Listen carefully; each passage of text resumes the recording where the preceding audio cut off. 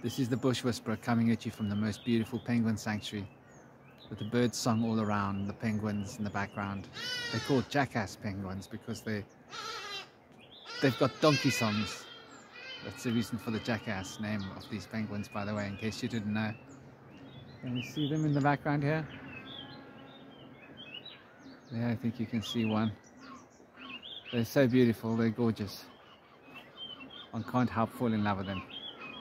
It seems like the Schumann resonance is going back to some kind of a sense of normality, finding a new balance within the new state of the harmonies. Come to talk to you today about boundaries and how important boundaries are. We are in a world of chaos. And if you look at the way the world is, and I don't just mean the world of nature, I mean the world of mankind is a chaotic world. Because we tend to be in a hurry. People tend to be rushing around in a hurry. And so they create so much chaotic energy that one can be taken out of one's zone of peace, out of one's place of tranquility very easily in this world. And boundaries are really, really important in order to maintain a state of inner equilibrium, inner joy, peace. And I'll speak to you about my personal life for a moment. I have a woman in my life. She's not my partner, but for many reasons it's turned out that I have to look after her. It's just how it is. And she has issues. It's a real problem. An addiction to pain pills, which has been for almost 7 years. More than 6 years, 6.5 years. And her emotional state has become more and more chaotic. And she has a total disrespect for boundaries, a lack of respect. And I've had to become very strict with this human being in terms of implementing my boundaries. And if I don't become strict, she starts to become abusive. And the world is like this. Sometimes you've just got to show the world tough love. Sometimes you've got to show people tough love. Sometimes your boundaries have got to be fixed. You can't tolerate chaotic energies to enter into your sphere of consciousness because it's not healthy, it's not good for you. And it's something that I've struggled with in my life personally. Just because I'm a shaman doesn't mean I have a perfect grip on everything. In fact, being a shaman means you want to open yourself to people so much that people want to take advantage of you. This is part of the shamanic path. You feel the desire and the need to be of service. Feel the desire and the need to be there for people and to open up to people and to help people. And so very often people with this kind of inner orientation can attract people that have vast needs. And because of the heart of a shaman being in tune with love, being in tune with care and wanting to help people, one can find that without boundaries one can be pulled around in directions that are not healthy for one. Which is why I've had to learn to be so strict with my boundaries. Also, I'm a father, and I need to implement boundaries with my son, because he doesn't get boundaries elsewhere. He doesn't get the boundaries he requires with his mum, as far as I'm concerned. And discipline is fundamentally important for a child. Not to the point that you stifle a child, but in order for the child to learn the ethics of rightness and of wrongness, and how to behave, and what is decency and what is indecency. So I've had to learn to compensate for this, and to bring into alignment my own boundaries in order for me to be able to teach my son decent boundaries of ethics, that lying is not good, because he's learned to lie, and I never lie. I always tell the truth. In fact, to the point of almost too much. I tend to be very open about my life, and I find that it's very helpful. It's a form of therapy. The shaman doesn't hold back. The shaman doesn't filter the truth. Shaman doesn't hide away from what is. Shaman expresses what's in the heart with total authenticity. For authenticity is the hallmark of shamanism. And being authentic is the way in which one attunes to the guides and to nature. For nature is authentic. Nature is of total integrity. The laws of causality and cause and effect are perfectly managed through nature. And nature keeps track of everything. And everything in nature is the way that it's meant to be. There is no lack of boundaries or lack of anything within the sphere of nature. And so, from a shamanic perspective, it's so fundamentally important to have boundaries, lest we become energetically involved in ways that aren't healthy with other people. Since we're supposed to be a part of the program of helping and of healing, it's important to be able to channel those particular energies. Can you see behind me in the distance that animal that just crossed the path? That animal, you can rewind it and take a look if you didn't see. That's a snake hunter.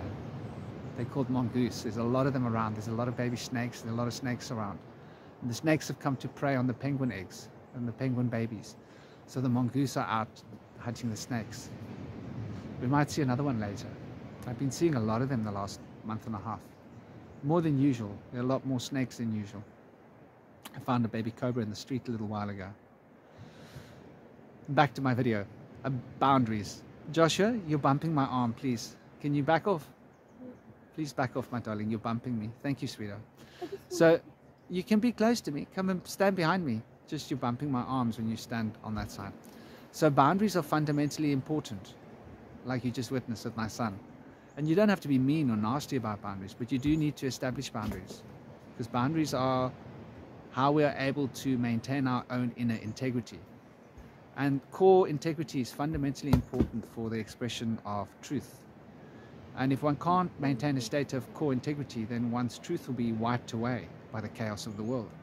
For the world's chaos wants to reprogram us, wants to change our inner state to match the state of the world, where the shaman is more interested in changing the shape of the world with regards to the inner state. And when I say the world, I mean essentially disease.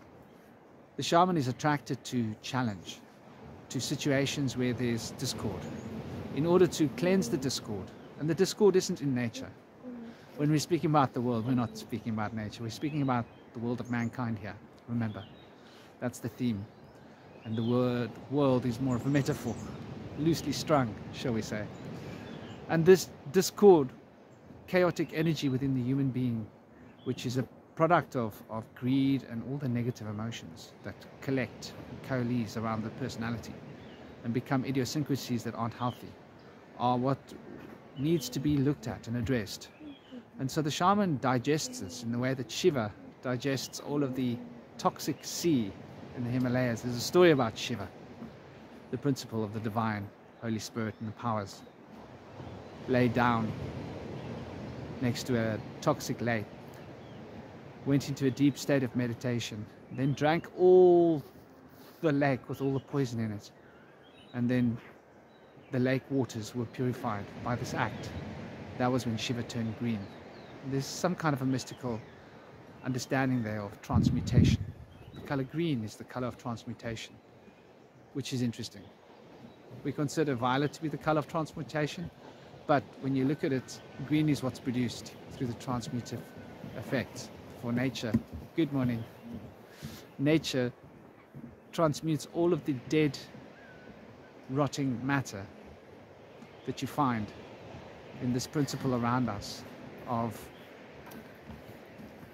decadence, where everything is decaying, where we have this life force absorbing all of this dead stuff in order to produce green leaves and green plants.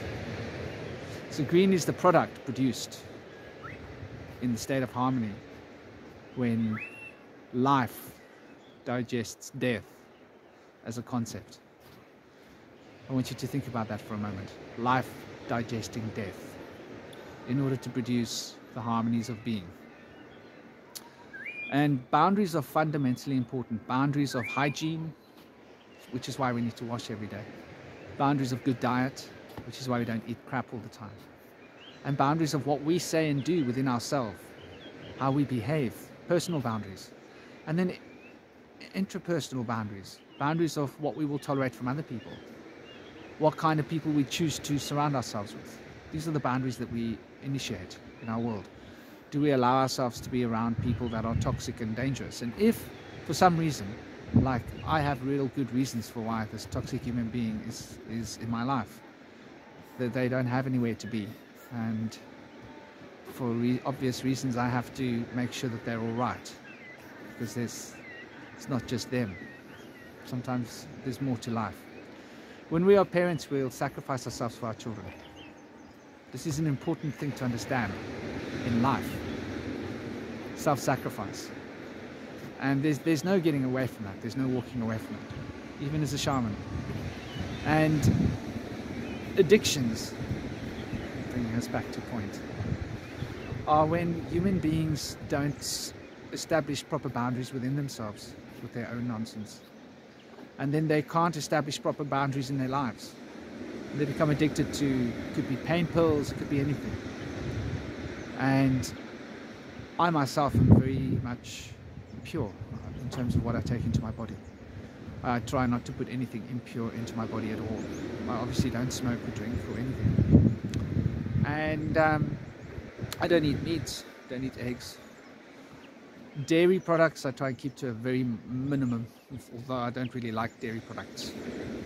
You know, a bit of milk in a drink, perhaps a little bit of yogurt, although I find that it doesn't agree with my system, and the more and more I think about it, I'm automatically becoming more and more vegan, it seems.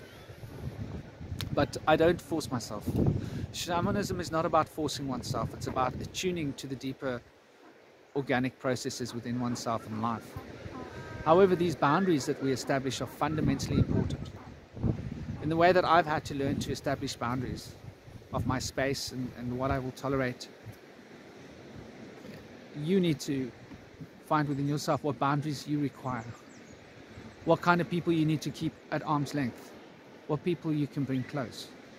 We do need to have discernment. Discernment is fundamental, because if you allow people close to your space that are drinkers, that drink a lot of alcohol and get drunk, then sooner or later you might end up drinking yourself and becoming drunk.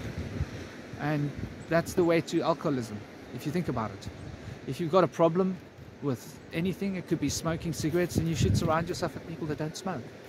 Set up boundaries. And if you're going to be around people that smoke, be around them in places where they can't smoke. So that your boundaries are maintained. So if you've got friends that are smokers, see them in buildings where no smoking is allowed, so that you don't have to tolerate the constant smoking around yourself. For example, set up boundaries. Be clear about what kind of boundaries you will tolerate. And that way you will be able to live the kind of lifestyle that you desire and what is healthy for yourself. And be rational and be clear when it comes to boundaries. Be reasonable and maintain your boundaries, whatever those boundaries are. They're fundamentally important. And realize that your basic core integrity and authenticity is going to be established because of these boundaries. These boundaries will give you the strength of purpose and the desire of will to be able to focus on being who it is you need to be.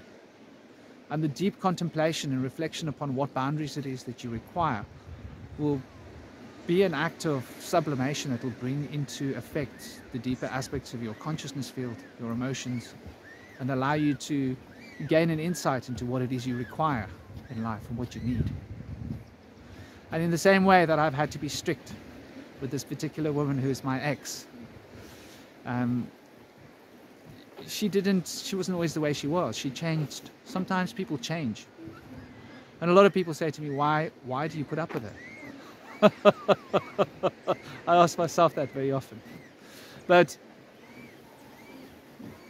in my situation, I don't have a choice. If you had a child, you would do whatever it takes to keep that child happy, healthy, and safe.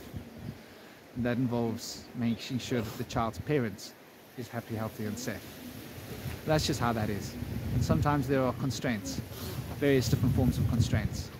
It'd be nice for me to be able to afford 2 houses, be able to afford 2 homes and upkeep 2 places, but I don't have the kind of finances for that, and I'm not a financially focused person that is totally driven towards making money.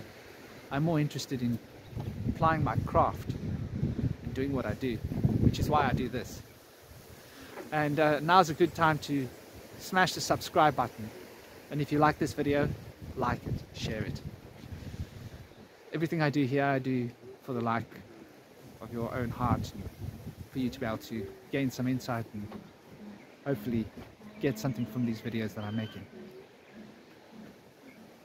With regards to the boundaries, don't drop your boundaries. Keep it real. Decide what your boundaries are and maintain them. Even with your loved ones, even with your parents, even with your wife, even your spouse. It could be the mother of your child. Maintain your boundaries. Keep it real. Keep it true. And you'll find that the inner truth will shine through you like a bright light. And don't be afraid. Never be afraid. For when you establish your proper boundaries and your integrity and your authenticity shining through, the power of the Spirit will always be there to guide you. It will always be there to nurture you. And you will always find what it is that you need to find in order to progress along this path of life towards a state of unity, harmony, peace and joy. So I leave you with those few words for the day. Hope you have an absolutely awesome, gorgeous day. This is the Bush Whisperer coming at you from the most beautiful penguin sanctuary. Om Shanti Shanti Shanti. Be well and have a terrific week.